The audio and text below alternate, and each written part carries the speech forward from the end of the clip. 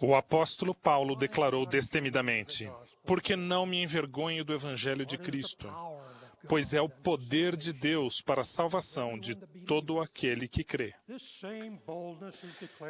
Esse mesmo destemor é declarado por nossos missionários de tempo integral ao servirem em muitas partes do mundo. Essencialmente, o Evangelho de Jesus Cristo é uma receita de 5 ingredientes para a vida eterna. Primeiro, vamos analisar o que pode acontecer conosco se seguirmos essa receita. E depois analisaremos cada um dos ingredientes. O que sabemos sobre a vida eterna? Aprendemos em Moisés 1:39 que a obra e glória do Senhor é levar a efeito a imortalidade e a vida eterna do homem. Isso nos ensina que a imortalidade e a vida eterna são coisas separadas e distintas. A dádiva da vida eterna, que é prometida somente quando certas condições são cumpridas, é muito maior do que a dádiva da imortalidade. De acordo com Elder Bruce R. McConkie, vida eterna não é um termo que se refere apenas à duração infinita de uma vida futura. Imortalidade é viver para sempre num estado ressuscitado. E, pela graça de Deus, todos os homens receberão essa continuação infinita da vida. Mas somente os que obedecerem à plenitude da lei do Evangelho herdarão a vida eterna.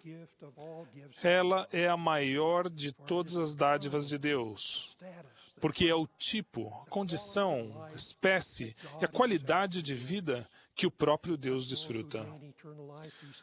Portanto, aqueles que ganham a vida eterna recebem a exaltação. São os filhos de Deus, co-herdeiros com Cristo, membros da Igreja do Primogênito, vencem todas as coisas, têm todo o poder e recebem a plenitude do Pai.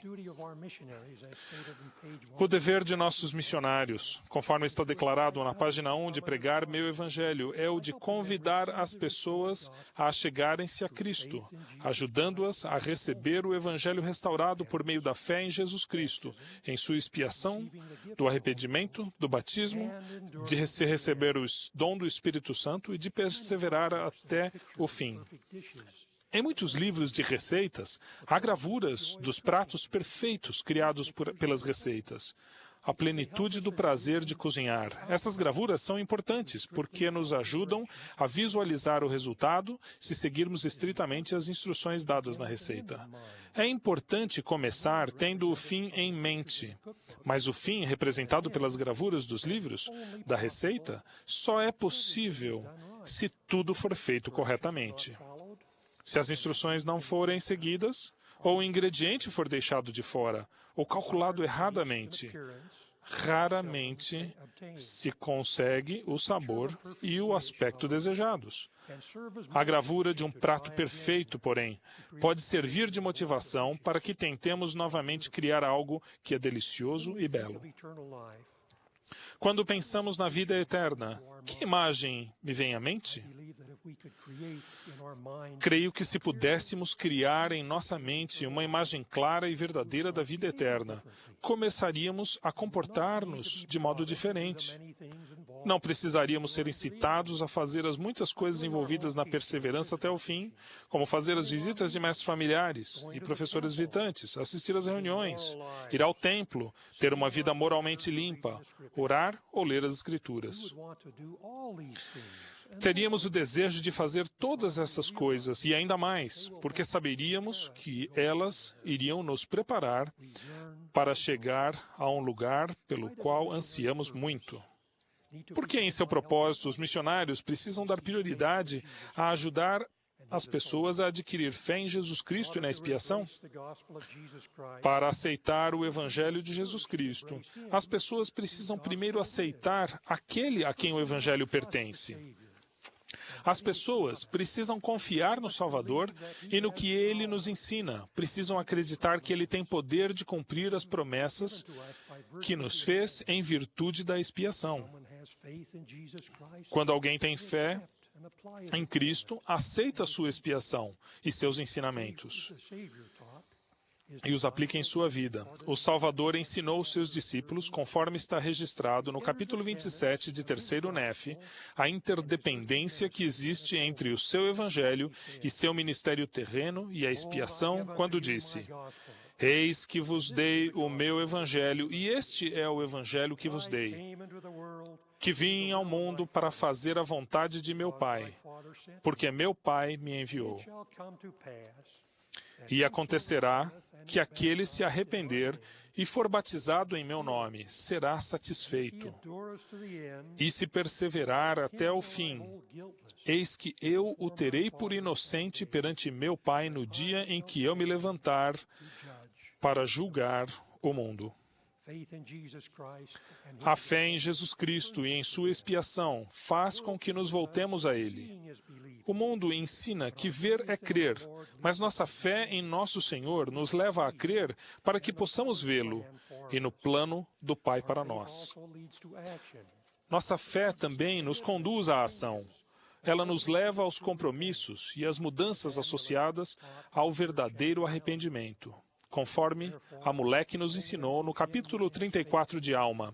Portanto, apenas para o que possui fé para o arrependimento tem efeito o grande e eterno plano de redenção.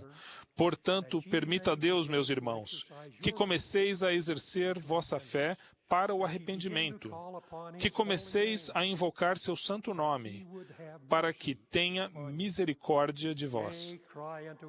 Sim, clamais a Ele por misericórdia, porque Ele é poderoso para salvar. Por que as pessoas precisam arrepender-se antes de serem batizadas e receberem o Espírito Santo? A voz de Cristo proclamou aos nefitas o fim da lei do sacrifício e depois ele disse: E oferecer-me-eis como sacrifício um coração quebrantado e um espírito contrito. E todo aquele que a mim vier com um coração quebrantado e um espírito contrito, eu batizarei com fogo e com o Espírito Santo. Esta mesma exigência é abordada na seção 20 de Doutrina e Convênios, em um versículo que frequentemente usamos para descrever os requisitos para o batismo. O versículo 37 declara: Todos aqueles que se humilharem perante Deus e desejarem ser batizados, e se apresentarem com um coração quebrantado e um espírito contrito, e testificarem à igreja que verdadeiramente se arrependeram de todos os seus pecados, serão recebidos pelo batismo na sua igreja. Esses versículos nas Escrituras ensinam lições essenciais sobre a natureza do arrependimento como a preparação para o batismo e o recebimento do Espírito Santo. Primeiro, o arrependimento envolve uma atitude humilde para preparar-nos para ser batizados e tomar sobre nós o nome de Cristo. Precisamos humilhar-nos perante Ele e oferecer nosso sacrifício de um coração quebrantado e um espírito contrito e aceitar sua vontade. Segundo, aprendemos que as pessoas precisam testemunhar perante a igreja ou a um representante dela que se arrependeram de todos os seus pecados. Por fim, reconhecemos que o arrependimento é um processo de purificação, precede o batismo, que é uma ordenança purificadora, a fim de preparar-nos para receber o Espírito Santo. O Espírito Santo é o terceiro membro da Trindade. O dom do Espírito Santo só pode ser recebido por aqueles que foram purificados pelo arrependimento dos pecados do mundo. Porque precisamos ser batizados e receber o Espírito Santo, Orson F. Whitney ensinou: o batismo tem duas partes e tem uma missão dupla a cumprir. Ele não apenas limpa, mas ilumina a alma, tornando manifestas as coisas de Deus, passado, presente e futuro, e expressa um testemunho seguro da verdade.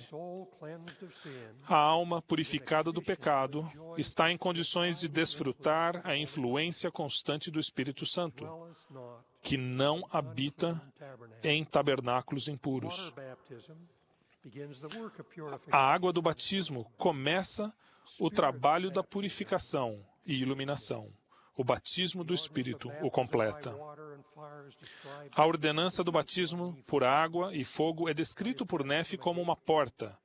Porque o batismo é uma porta, por ser uma ordenança que indica a entrada em um convênio solene e sagrado entre Deus e o homem.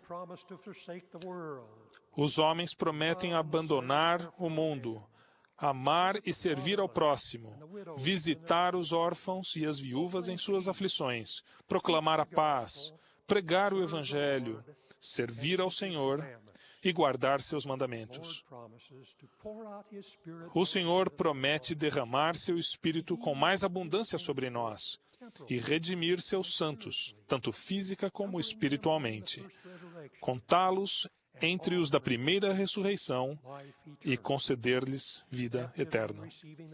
A forma prescrita para se entrar no caminho estreito e apertado que conduz à vida eterna é ser batizado e receber o dom do Espírito Santo. De acordo com o apóstolo Paulo, o batismo também representa nosso sepultamento nas águas das quais somos erguidos em novidade de vida em Cristo. A ordenança do batismo simboliza a morte e ressurreição de Cristo. Morremos com Ele para que possamos viver com Ele. Nesse sentido, o batismo é a primeira ordenança da salvação, e receber o Espírito Santo ajuda-nos todos a prosseguir com firmeza e perseverar até o fim. Como perseveramos até o fim? Perseverar até o fim exige fidelidade até o fim, como no caso de Paulo, que disse a Timóteo: combati o bom combate, acabei a carreira, guardei a fé.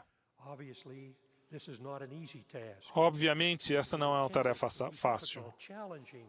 Era mesmo para ser difícil, desafiadora e, por fim, refinadora, preparando-nos para voltar a viver com nosso Pai Celestial e receber bênçãos eternas. Perseverar até o fim, sem dúvida alguma, não é um projeto do tipo faça você mesmo. Primeiro exige o poder redentor do Salvador. Não podemos voltar à presença de nosso Pai Celestial, a menos que estejamos limpos. Portanto, precisamos continuar nos arrepender. O ideal seria que nos arrependêssemos de momento em momento, mas também assistimos à reunião sacramental todas as semanas para tomar o sacramento e renovar nossos convênios batismais. Segundo, perseverar até o fim exige o Espírito Santo que nos guiará e santificará. Terceiro, precisamos ser parte integral de uma comunidade de santos, servindo nossos irmãos e irmãs no Evangelho e recebendo o serviço deles. Com o batismo, tornamo-nos parte do corpo de Cristo. Cada um de nós tem um papel a desempenhar. Somos todos importantes, mas para ter sucesso, precisamos ser unos em nosso Salvador.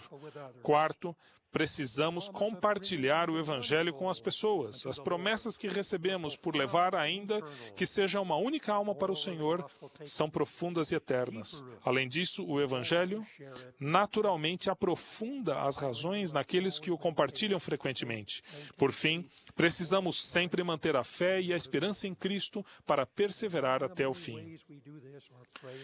E algumas das muitas maneiras pelas quais fazemos isso são orar, jejuar e ler as Escrituras. Essas práticas vão fortalecer-nos contra os sutis estratagemas e os dardos inflamados do adversário. Amo o Evangelho de Jesus Cristo, porque ele define a maneira pela qual podemos partilhar o fruto do Evangelho, sentir a imensa alegria que só Ele pode proporcionar e perseverar até o fim em meio a todos os desafios da vida mortal. O Evangelho nos ensina tudo o que precisamos saber para voltar a viver com nosso amoroso Pai Celestial, como seres ressuscitados e glorificados. Que todos conservemos na mente a visão da vida eterna. Sejamos diligentes em seguir a receita da vida eterna, que é o Evangelho de Jesus Cristo. Que todos perseveremos até o fim. Em nome de Jesus Cristo. Amém.